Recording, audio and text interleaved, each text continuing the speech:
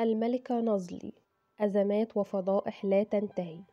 كانت تحمل الكثير من الأزمات والمشاكل الغير جديرة بالمكانة التي تشغلها.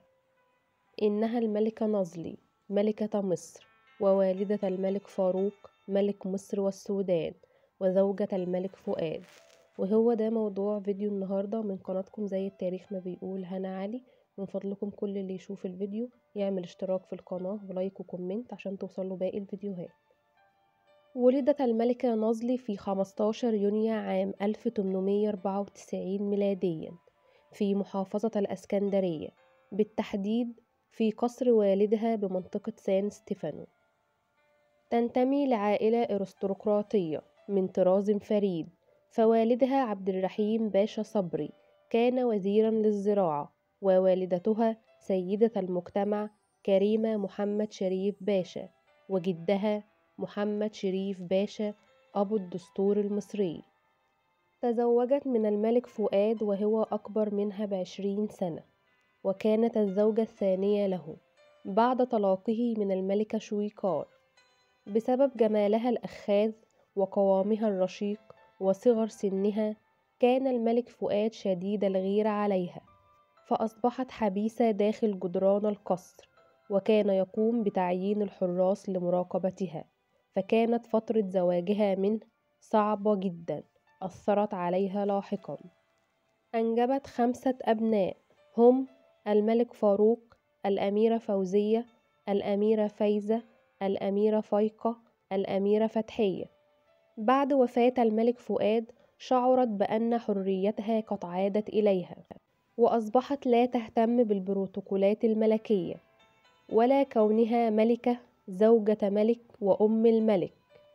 بعد وفاة الملك فؤاد تولى ابنها الملك فاروق حكم مصر، لكنه كان في سن 15 سنة، أي أنه لم يبلغ السن القانوني لتولي الحكم.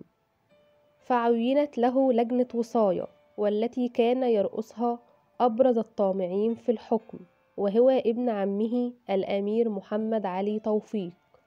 فطلبت من الإمام المراغي فتوى بأن يجوز للإنسان أن يتصرف بأمواله وهو في سن 15 سنة. تسلم الملك فاروق حكم البلاد وهو بسن 17 سنة. بعد ذلك انطلقت الملكة نازلي في الاستمتاع بمتع الحياة. انتشرت حولها الكثير من الأقاويل والأخبار، وأيضا الشائعات حول تعدد علاقاتها العاطفية برجال القصر أو الرجال ذو الطابع الدبلوماسي. ولكن يبقى أحمد حسنين باشا بطل الكثير من الشائعات والأقاويل. ارتبطت الملكة نازلي بعلاقة عاطفية به استمرت حوالي 9 سنوات، وحدث بينهم زواجا سري بمعرفة ابنها الملك فاروق، حتى توفى أحمد حسنين باشا عام 1946 ميلاديا نتيجة حادث تصادم بعربة تابعة للقوات البريطانية. بعد وفاته قررت أن تسافر في رحلة علاج إلى أوروبا، لأنها كانت تعاني آلام في الكلى، لكنها كانت تنوي عدم العودة إلى مصر مرة أخرى حتى تستطيع أن تعيش بحرية أكثر. فبدأت آخر فصول الاستهتار والحرية التي كلفتها الكثير والكثير. عند وصولها إلى مارسيليا كان في استقبالها رياض غالي، والذي كلفته القنصلية المصرية بأن يكون تحت خدمة الملكة والأميرات، حيث أنها سافرت بصحبة الأميرة فتحية والأميرة فائقة. توطدت العلاقة بينها وبين رياض غالي، وأصبح هو المتحكم والمتصرف في كامل أموالها وحياتها، وأصبح ملازما لها طيلة الوقت. وعندما وصلت هذه الأحداث إلى الملك فاروق طلب منها الابتعاد عنه، فرفضت الملكة ذلك، فأمر الملك القنصلية المصرية أن تنحي رياض غالي عن خدمة والدته وإخوته. لكن رياض غالي رفض الأمر، فقررت وزارة الخارجية إحالته على المعاش.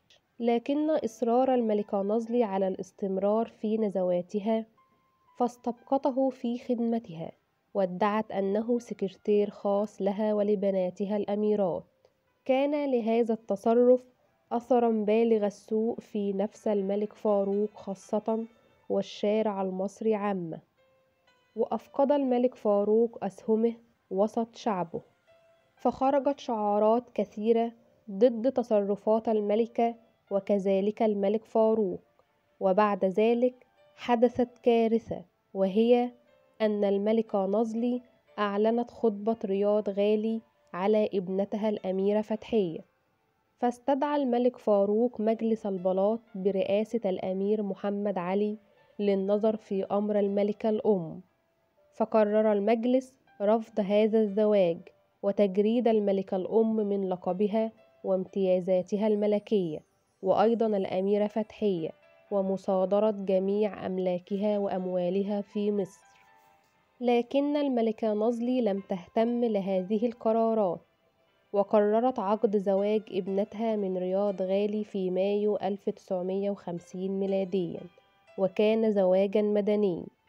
لكن رياض غالي خسر جميع أمواله وأموال زوجته فتحية وكذلك أموال نازلي في القمار، وأصبح مدمنا على الخمر والمخدرات، حتى أتى يوم 9 ديسمبر عام 1979 ميلاديا وأطلق النار على زوجته الأميرة فتحية، التي كانت قد قررت الطلاق منه بسبب ما يعانيه من إدمانه، فقرر أن يقتلها وينتحر بعد ذلك.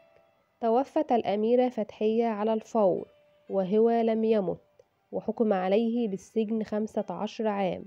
بعد ذلك الحادث أصيبت الملكة نازلي بمرض عضال، عاشت حياة الفقر، وفي عام 1965 وهو نفس عام وفاة ابنها الملك فاروق اعتنقت الملكة نازلي الديانة المسيحية الكاثوليكية حتى وفاتها عام 1978 ميلاديا عن عمر 84 سنة في لوس أنجلوس بأمريكا، ودفنت في إحدى الكنائس هناك.